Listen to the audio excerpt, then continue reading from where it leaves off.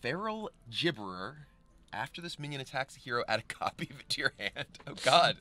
This card is incredibly This is fun. like a tribble. Like it just keeps multiplying. Right? With giant teeth. I think this card's adorable. This is the one you're saying was cute? This is the one I think is cute. I love this card. I want to make a plushie. I think it would be fantastic. Different strokes for different folks. Oh dear, we have some gameplay of the Gibberer going to town, I think. Oh man, this basically happened the first playtest game with this card.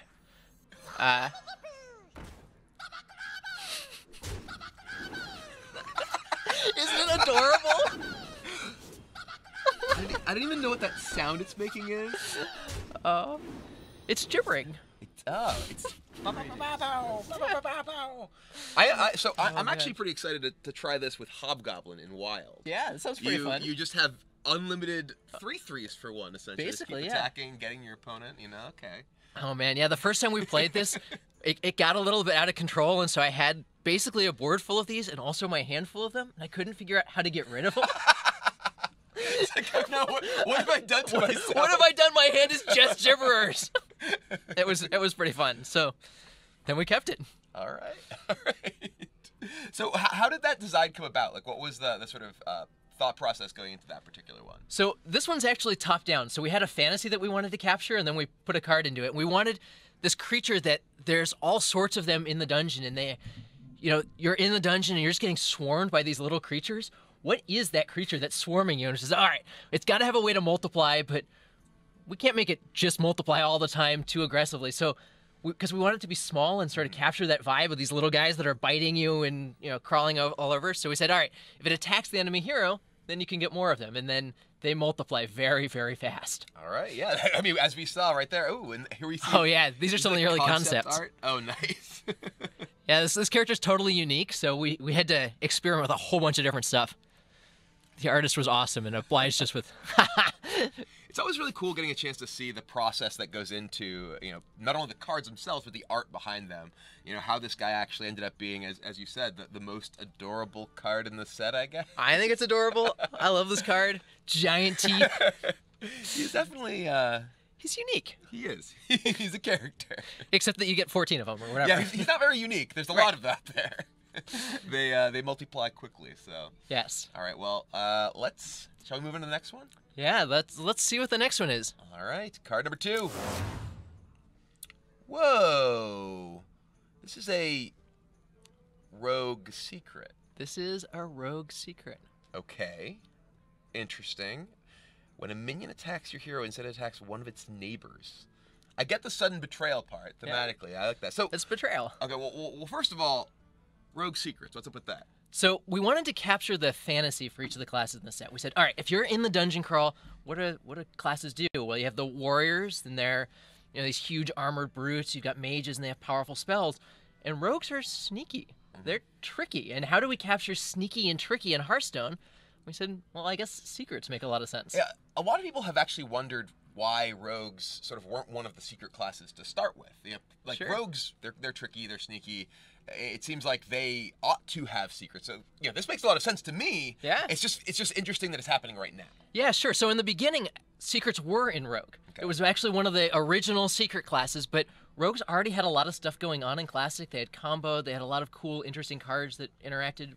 And some of the other classes, like Paladin in particular, they don't have a special keyword that's just for them. Sure. So they shifted secrets into Paladin so that, you know, there was a lot more going on. It sort of balanced out the class a little more. And now lots of classes have different stuff going on, and so we're going to try out secrets in Rogue. Are Rogue secrets something we can expect to see more of?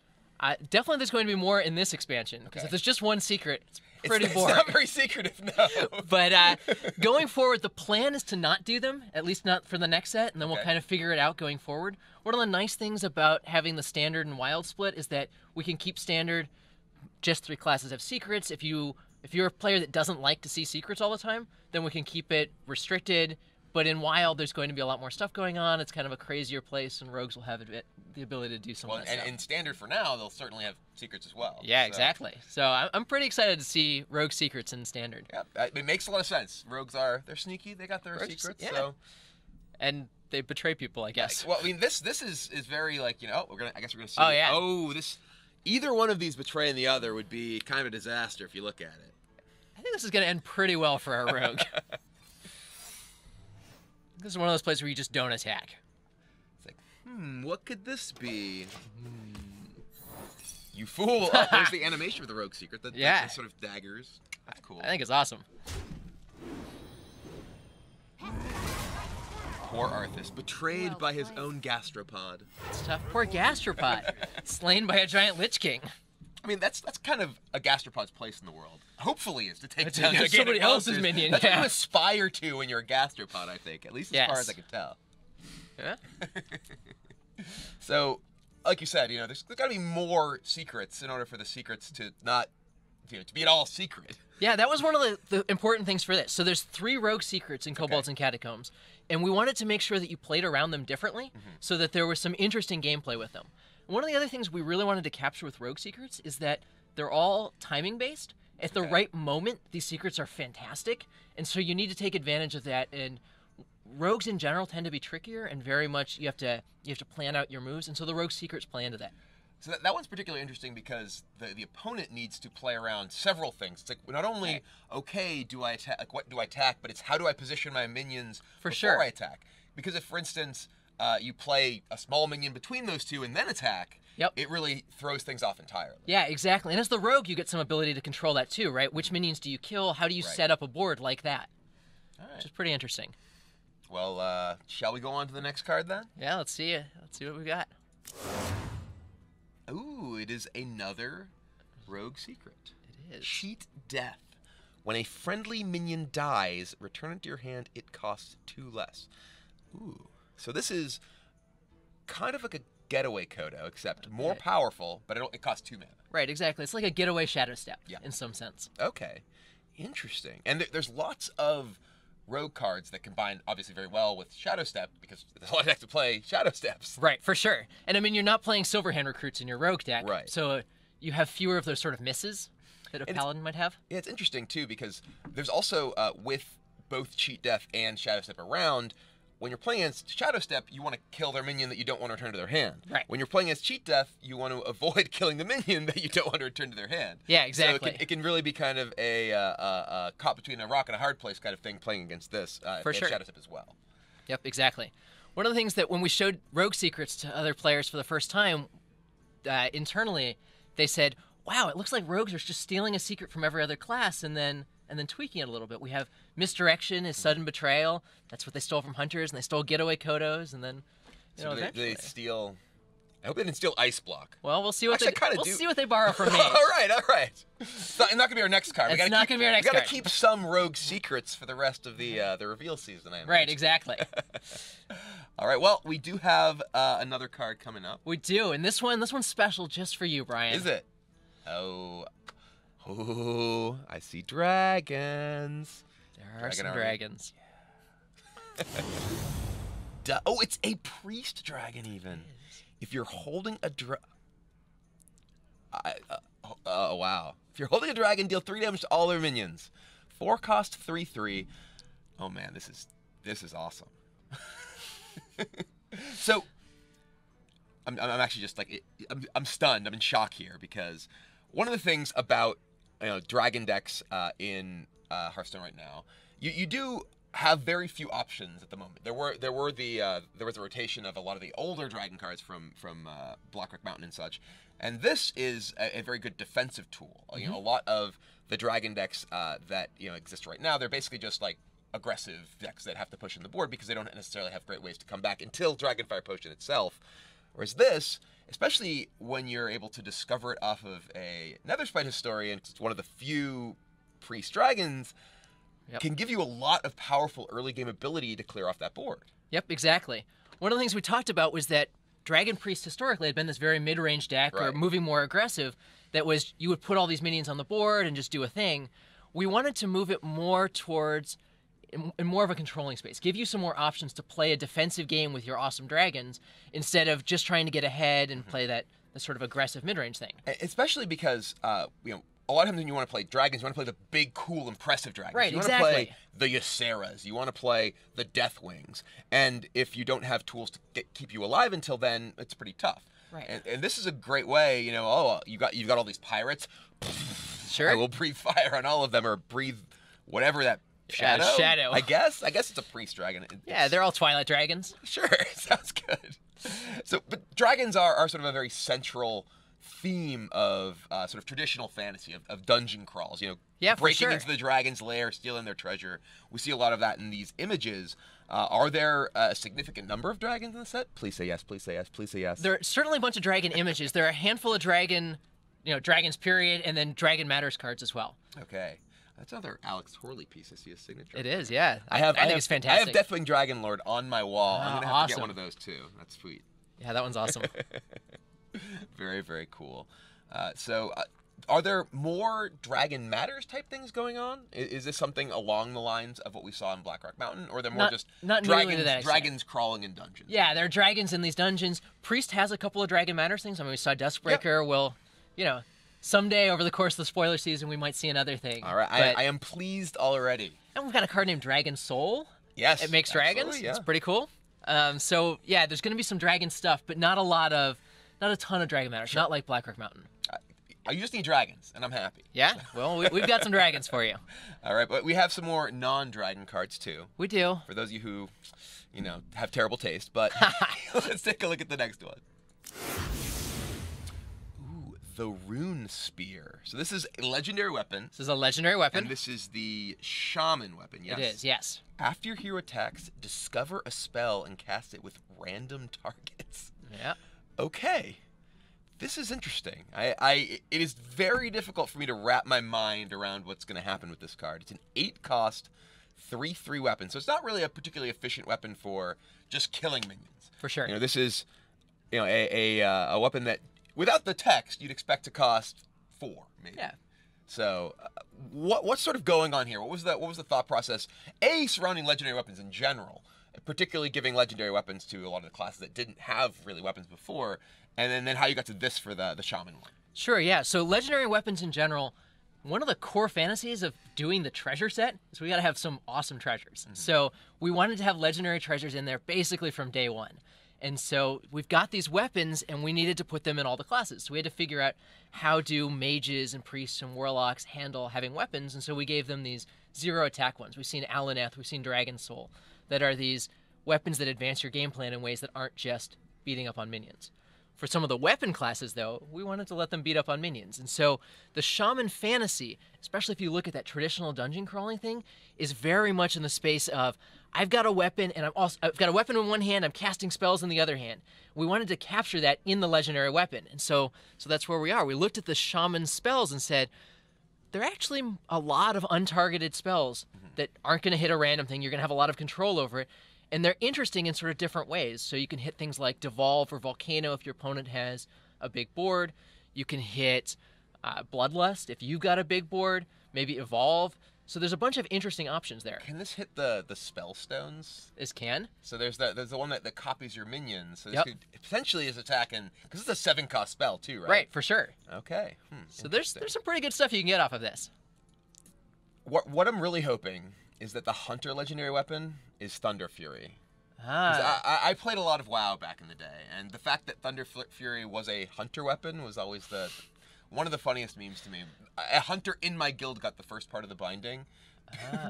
Perfect, of course. Because no one knew what it was yet. It was way back early vanilla. And then they have to get the second part of the binding. You've already got the first one. It's not like you're going to get 3. Right, exactly. So, I mean...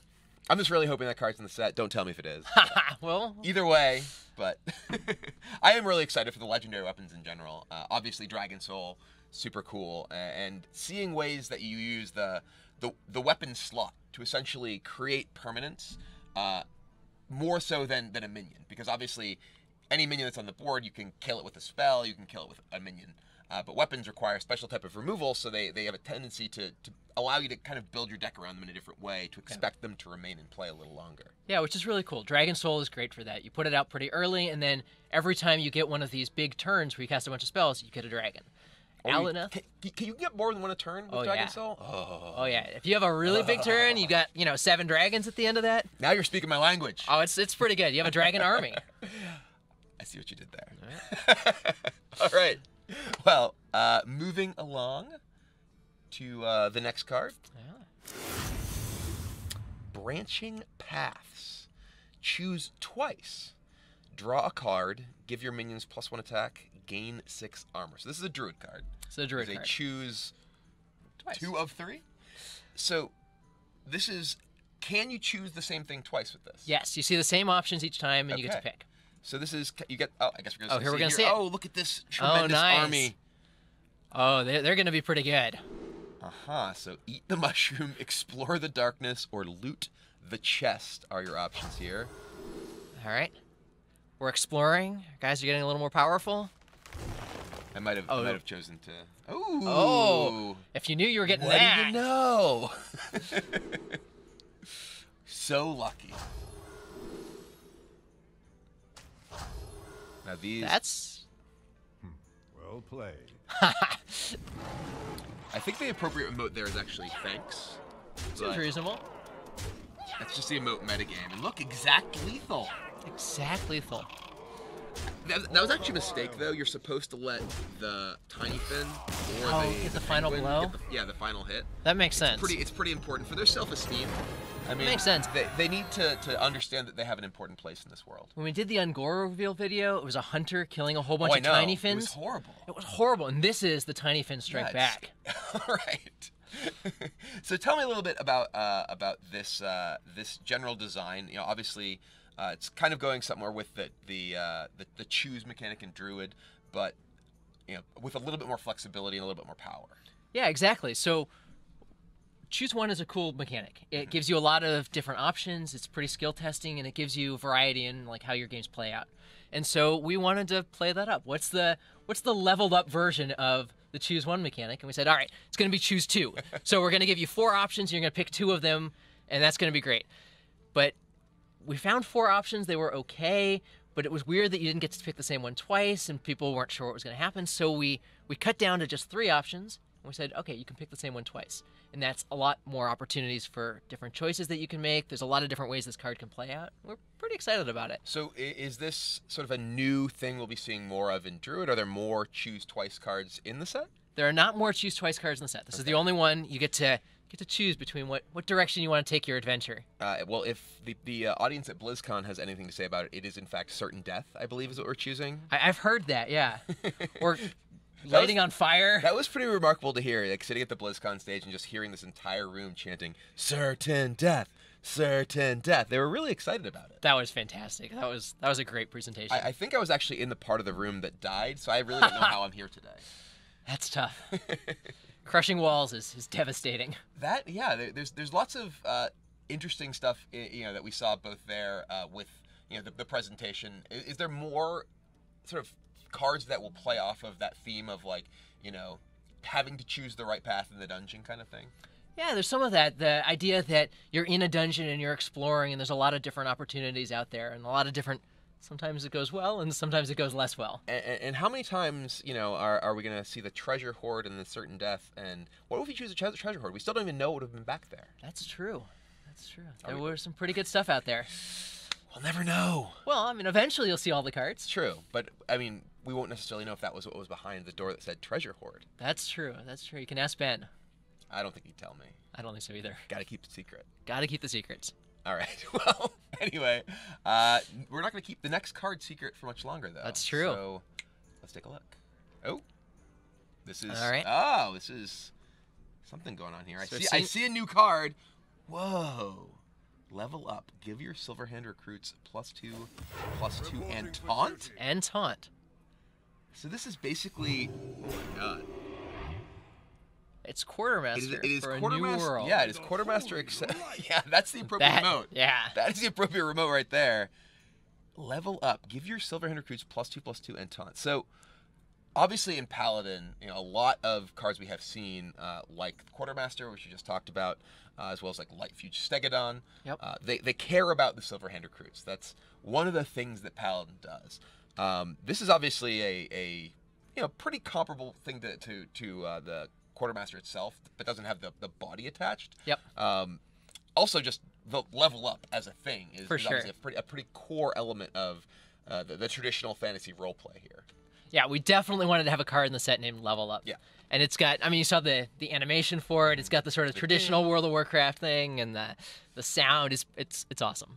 So if we're gonna have something leveling up, makes sense. Silverhand recruits, they're gonna get a little bit better.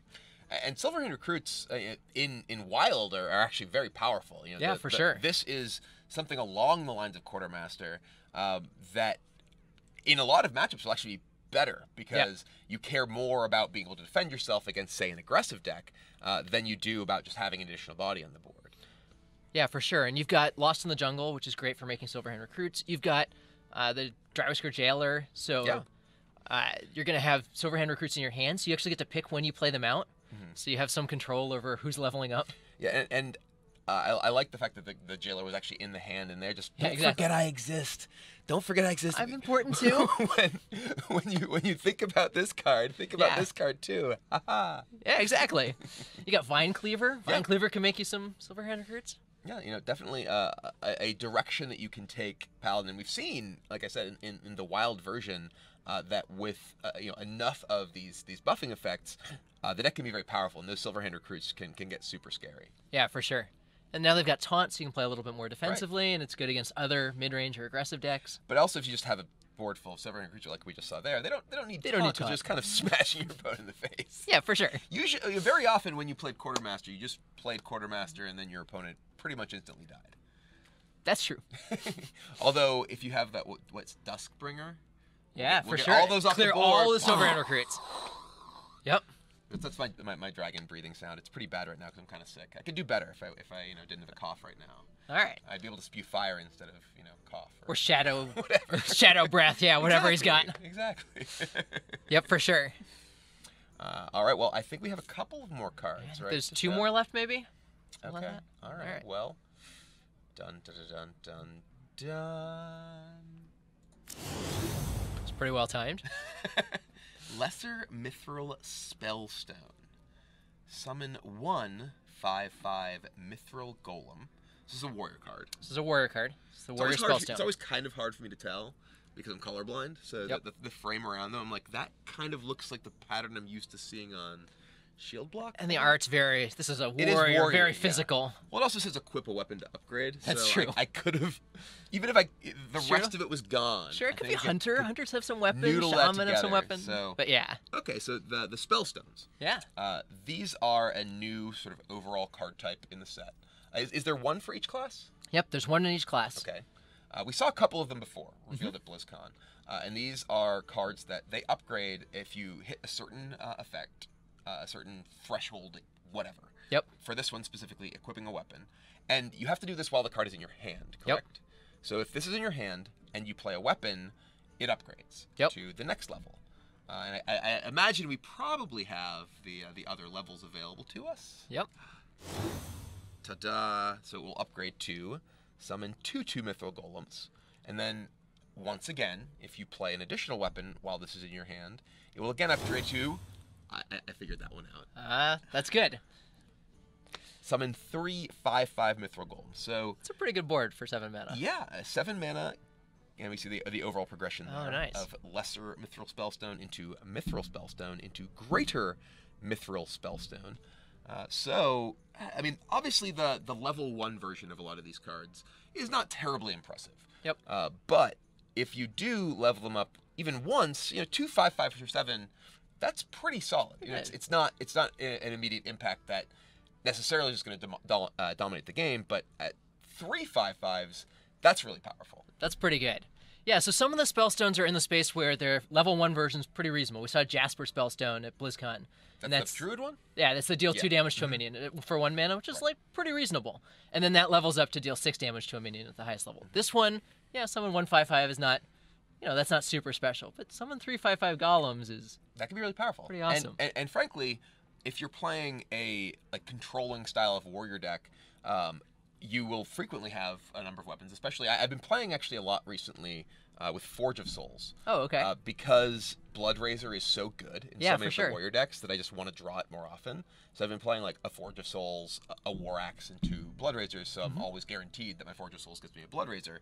So if you have this in your opening hand, you might even consider holding on to it if you're playing in a matchup where just generating threats is valuable. If you're playing against another controlling deck, for instance, you know that you'll have the time to get to the late game and upgrade this over time. Yeah, for sure. And one of the things in Kobolds and Catacombs is the recruit mechanic. We saw gather your party, so the warrior recruits are unbounded. Right. So you want to just have a small number of minions, just giant minions in your deck. That's a good point, yeah. So because this is a spell, it doesn't disrupt your recruits. So if you're playing gather your party, you could still have this to generate threats in your deck, while still just having cards like Yasharaj, Ysera, things that you just want to put into play early. I like it. And so you got weapons to go with that because you want to fill up your early game slots with things that aren't minions. And so this kind of plays into some of that style. And so what was the sort of overall thought process behind spellstones in general? Like, how did you get to, okay, we want to have these cards that level up in your hand? Yeah, so part of it was the treasure fantasy. We want to have cards that level up. Part of what's awesome about treasures, it makes you more powerful. If you play these fantasy role-playing games like World of Warcraft, it's leveling up, and that sense of progression is awesome. And we wanted to look at how we could do a quest-type mechanic that was smaller. We did the quests in Ungoro, and they were this huge deal. They were legendaries. The rewards were incredible, super powerful stuff. And so we wanted to do the sort of smaller version. They're a little bit easier to trigger, a lot easier to trigger. Play a weapon is way easier than, play a bunch of taunt minions. Right, exactly.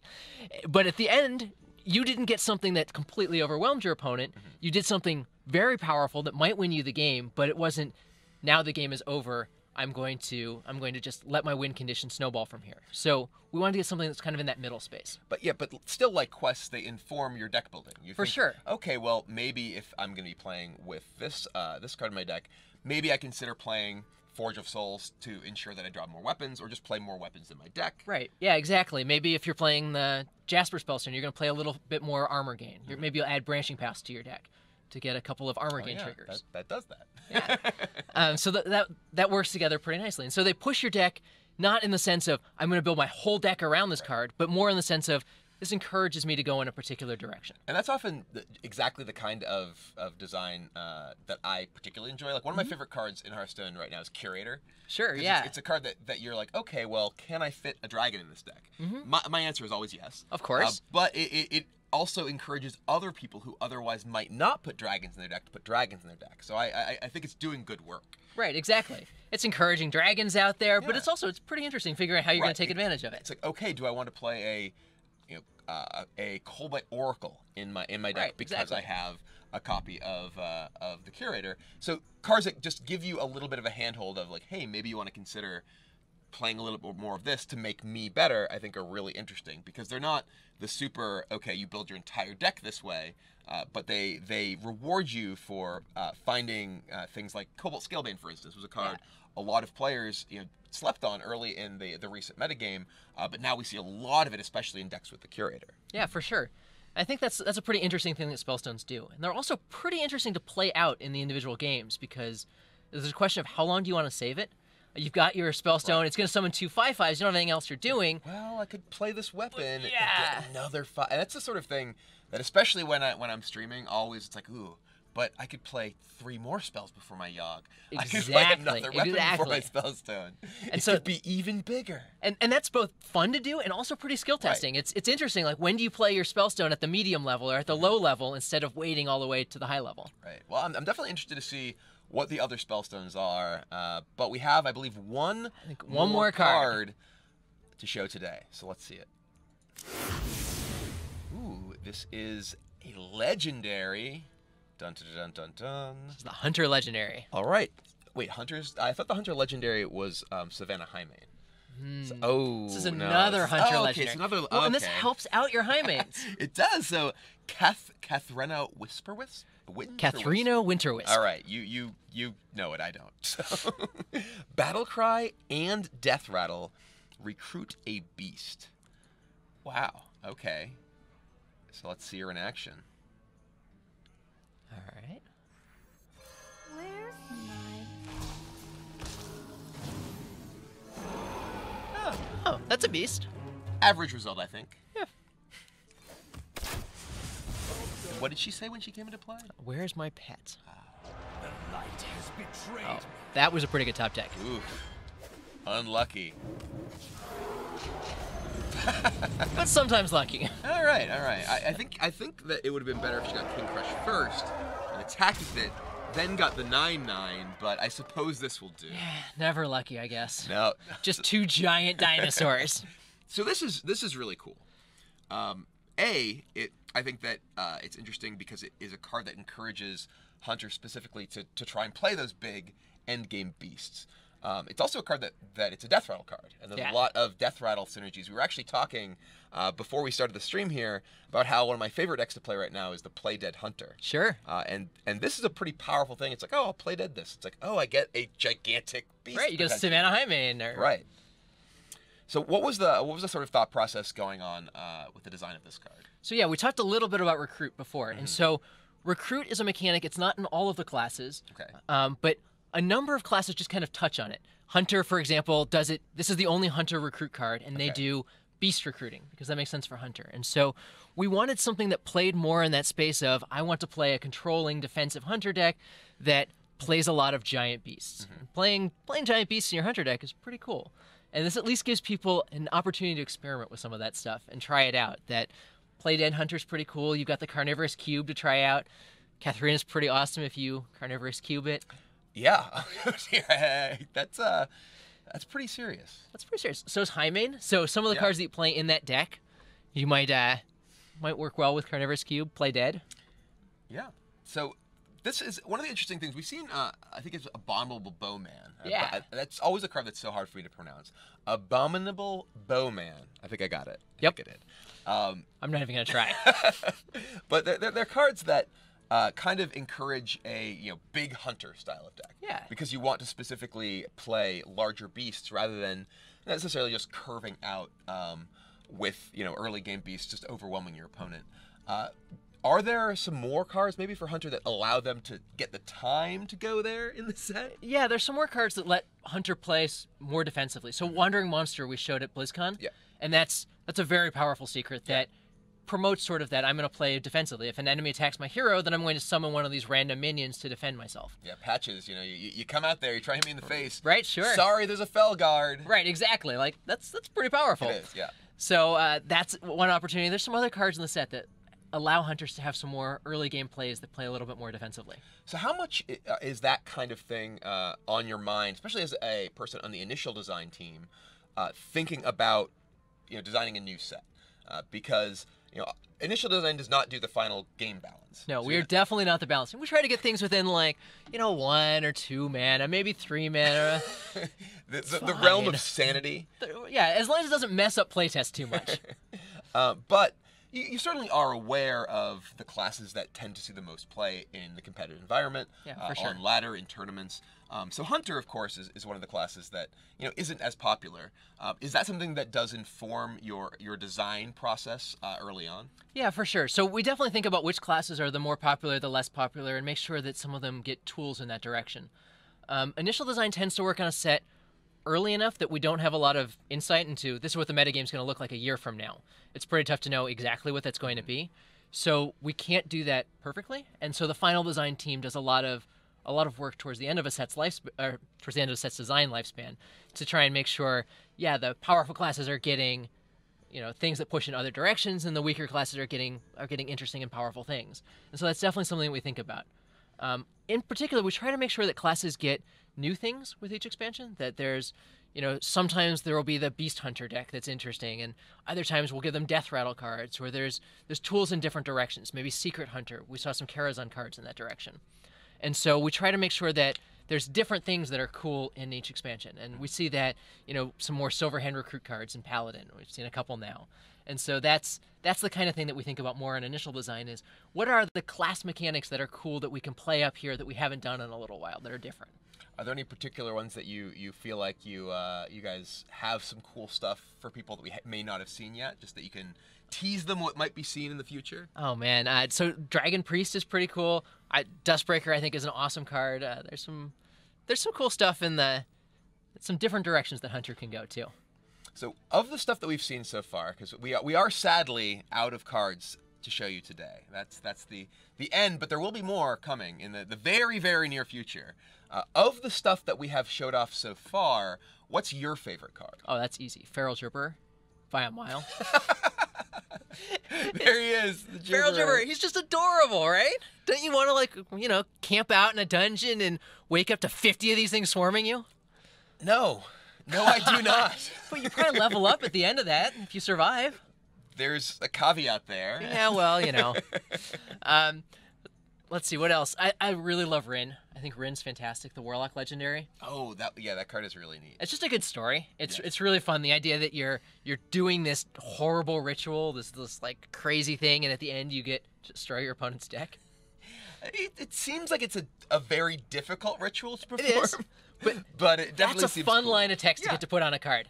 I was very happy that got to actually ship. That's pretty cool to me.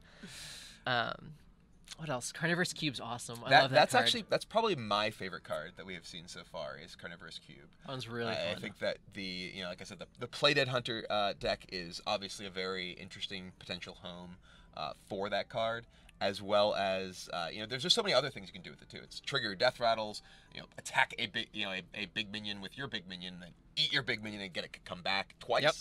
It's kind of crazy stuff. It's pretty awesome. The gameplay with it's super fun. There's various times where you're like, oh, Carnivorous Cube's the perfect card here, or it's not exactly perfect right now, but I'm going to do something cool with it eventually, or maybe I'll like play it and faceless it, and there's all sorts of interesting things that you can do with it. You can use the Shaman Spellstone to get a whole board full of Carnivorous Cubes. Yeah. It's pretty interesting. Yeah, I like Marin a lot too. That story was in the set super early, where it's just. Oh, I actually blanked on it. Like I've been playing so much Marin. Sure, and yeah. I'm like, Marin, was this a card? I'm like, oh right, the treasure chest guy. Yeah, the treasure chest guy. He's like, we're gonna have an adventure, and he goes out there, and he makes a treasure chest, and then you have to break it, and that's a fun story, and I've really enjoyed it. I actually with what's the crown? The one that Xerog's gives you two crown. Legendaries. I actually got 2 Mare Noggin Foggers off that. Oh, nice. And it was just like arrows going everywhere That's on my awesome. screen. And then someone pointed out that Noggin Fogger's first name is apparently also Marin. Oh, In the I didn't know that. I That's awesome. guess it is. I don't know. That's very cool. That's perfect. Yeah, he's super fun. I was really glad that he got to come out early. I think that's been it's fun when we can do that, right? And have a metagame that's around this guy that's just breaking treasure chests. Yeah, I mean, it's the sort of thing that I don't think it's a terribly powerful competitive card. I don't expect to see this necessarily showing up, but it's a super fun card to play with. I've been playing it in basically every deck since it came out, even if it makes absolutely no sense. Sure, and he just makes awesome stories in games, right? Like, oh yeah, this is the one, I got Toland's Goblet, and I drew Shadow Step. And now I've got 9 Shadow Steps in my hand, and who knows what I'm going to do with that. Yeah, I actually filled my hand with Netherspite Historians once. Sounds pretty fun. Had no dragon. But my hand was full, so I burned the next card. But then I got a lot of dragons off. All right, that's good. Yeah, it just creates awesome stories every time. I really love that card. Do you have any particular stories around any of the cards we saw today, as far as the design? Like anything that was like really weird getting to the point that we were sort of finally at? Oh man, we've talked about a bunch of like how cards ended up places. Branching Paths evolved a lot as design went on, trying to figure out exactly how many effects and which effects they should be too.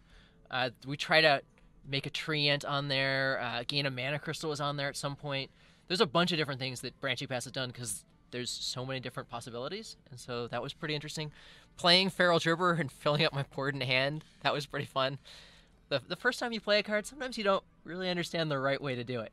I kind of want to see the Feral Gibber in action again. Can we do that? Sure, yeah. Is that something that's possible? All right. For those of you who may have come in late and missed this guy, I mostly just want to hear him attack again. Yeah, listen to him. And come into play, too.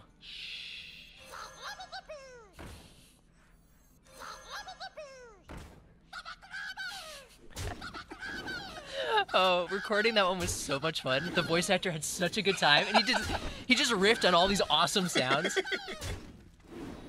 Oh man. Yeah, all of the backup takes for this are also fantastic. Feral Gibber, near and dear to my heart. Well, I think we are getting about done here. We've showed off all the cards. We've gotten a a lot of good discussion in about the background here. So anything else you want to sort of share as final thoughts? So not on the really. stream here? I just want to mention that the pre-order is live. You can get the Fantastic For the Horde card back. You can kind of see an indication of it on the screen, between our names. The expansion will release in December. We're super excited about that. There's a bunch of reveals coming up the next couple weeks. There's an awesome calendar that the community teams put up on our website. I'm really excited about. And maybe even more importantly, Brian's going to continue streaming right after this, so stay tuned. He's going to make all kinds of awesome decks, and I'm excited for it. I will probably be playing a little bit more with Marin. Oh, fantastic. Getting some treasure. Get some awesome treasure. I'm excited. Well, anyway, thank you very much, Peter. Yeah, thank you so much for joining us today. I am super excited for Kobolds and Catacombs.